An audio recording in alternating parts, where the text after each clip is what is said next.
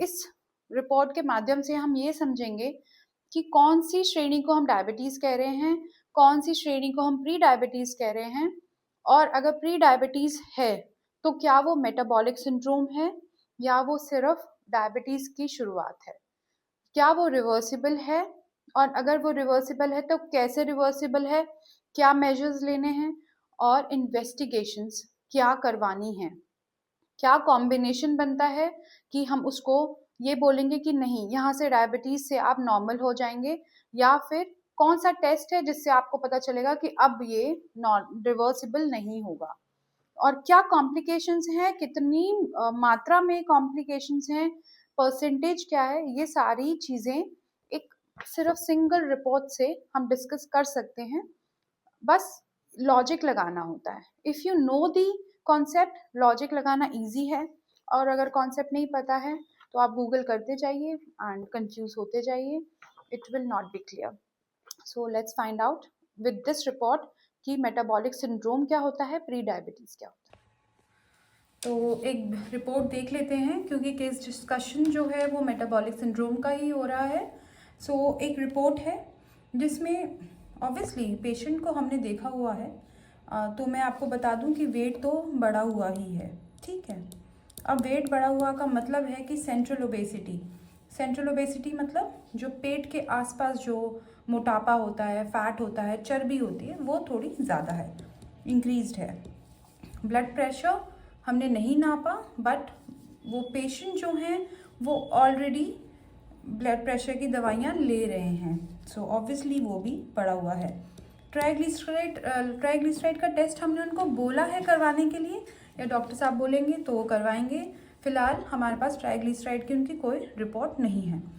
अब इस रिपोर्ट में आप देखिए फास्टिंग ब्लड शुगर जो है वो बढ़ा हुआ है। HbA1c 6.2 तक नॉर्मल होता है, तो ये भी बॉर्डर लाइन बढ़ा हुआ है। इस रिपोर्ट को देख के एकदम से डायग्नोसिस, अगर कोई फ्रेश मेडिकल स्टूडेंट हो तो शायद बनाए डायबिटीज़, अर्ली डायबिटीज़, बट इसको अर्ली डायबिटीज़ ना कह के थोड़ा सा मेटाबॉलिक सिंड्रोम की तरफ सोच लेना चाहिए। उसकी वजह ये क्या है, फ़ायदा क्या है लेबलिंग करने का, चाहे डायबिटीज़ अर्ली हो या मेटाबॉलिक सिंड्रोम हो, क्या फ़र्क पड़ता है? फ़र्क पड़ता है, क्योंकि मेटाबॉलिक सिंड्रोम जो है वो रिवर्सिबल हो सकता है। आप अपने लाइफस्टाइल से उसको रिवर्स कर सकते हैं। तो सबसे पहले जान लेते हैं कि साइंस क्या है। जैसा कि मैंने आपको बोला कि सेंट्रल ओबेसिटी है। सेंट्रल ओबेसिटी मतलब पेट के आसपास वाली जो चर्बी है वो ज़्यादा है, ब्लड प्रेशर ज़्यादा है, फास्टिंग ब्लड शुगर ज़्यादा है, जैसा कि इसमें भी है। ट्राइग्लिसराइड्स इसमें हुए नहीं हैं, पर हाईली सजेस्टिव कि जब करवाएंगे तो ज़्यादा निकलेगा ही, जब बाकी चीज़ें हैं तो ये छूटने वाला नहीं है।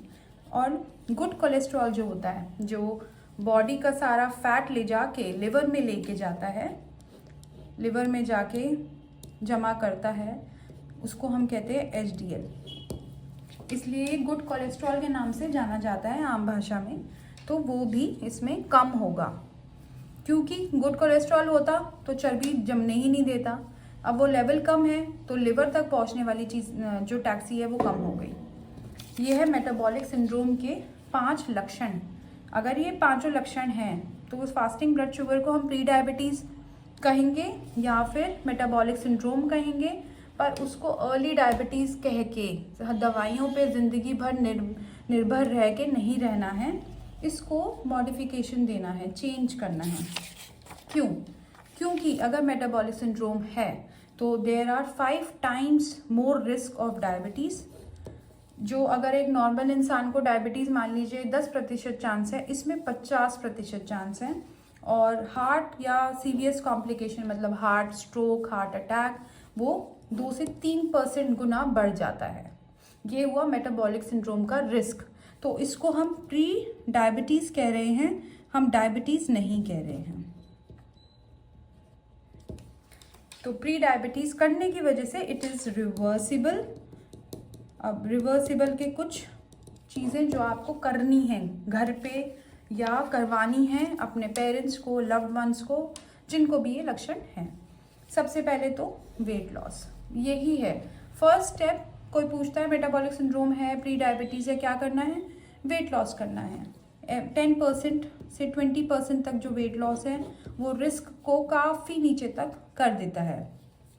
चपाती और हम इंडियंस में एक बात जो मैंने नोटिस की है वो ये कि सब्जी और रोटी में सब्जी का रेशियो 1/4 होता है और रोटी का रेशियो पूरा 4 गुना, राइट। तो उल्टा कर दीजिए, सब्जी ज़्यादा रोटी कम, या चावल कम सब्जी ज़्यादा, मतलब सब्जी जो है वो डबल हो जानी चाहिए जो आप रोटी खा रहे हैं। वैसे तो रोटी और शुगर जो चावल है वो कम ही खाना है, बट अगर खा ही रहे हैं कि पेट नहीं भरता है, रात को नींद ठीक से नहीं आती, तो एटलीस्ट ये चीनी चाय में कॉफ़ी में रिप्लेस कर दीजिए, शुगर फ्री पे आ जाइए। प्रोटीन की मात्रा बढ़ा दीजिए। प्रोटीन की मात्रा कैसे बढ़ेगी? सोयाबीन से बढ़ेगी, सोयाबीन के जो चंक्स होते हैं उनसे बढ़ेगी, और अगर जो दालें हैं वो अच्छे से खाइए। राजमा थोड़ा अवॉइड कर सकते हैं क्योंकि वो गैस भी करता है और किडनी स्टोन्स में भी थोड़ा सा कॉन्ट्राइंडिकेटेड है। वेजिटेबल्स की मात्रा बढ़ा दीजिए। स्लीप और स्ट्रेस मैनेजमेंट करना ही है, क्योंकि स्लीप जो है अगर ठीक नहीं है तो वो हार्मोन्स को रिलीज़ करती है, कॉर्टिसोल को रिलीज़ करती है, इंसुलिन रेजिस्टेंस को बढ़ाती है। और एक्सरसाइज, हफ्ते में 5 दिन एक्सरसाइज करनी ही करनी है। तो 150 मिनट्स पर वीक अगर आप एक्सरसाइज करते हैं तो आपका जो मेटाबॉलिक सिंड्रोम है उसकी वजह से जितने भी चेंजेस हैं उसमें बहुत भारी मात्रा में नीचे आ जाएगा, इम्प्रूवमेंट होगी और डायबिटीज़ होने से बच जाएगा। और दवाइयाँ जो हैं वो प्लीज़ कहीं से भी सिर्फ सुन के पढ़ के, क्योंकि आजकल ऑनलाइन भी प्रिस्क्रिप्शंस लोग लिख रहे हैं, ऑनलाइन प्रिस्क्रिप्शंस अवेलेबल हैं, उसमें बस एक लेबल लगा होता है this is only for educational purpose, वो पर पूरा प्रिस्क्रिप्शन है। Please do not follow that. वो एक प्रिस्क्रिप्शन प्रोटोटाइप है, टेम्पलेट है, वो सबके लिए एप्लीकेबल नहीं है। अब बाकी दवाइयाँ अपने फिजिशियन, कार्डियोलॉजिस्ट, एंडोक्राइनोलॉजिस्ट, जहाँ भी मतलब जो भी आपके पसंदीदा डॉक्टर हैं उनके पास जाके करवाना है। उससे पहले अपना आप नहीं करना है, गूगल से पढ़ के नहीं करना है, ऑनलाइन प्रिस्क्रिप्शन देख के नहीं करना है।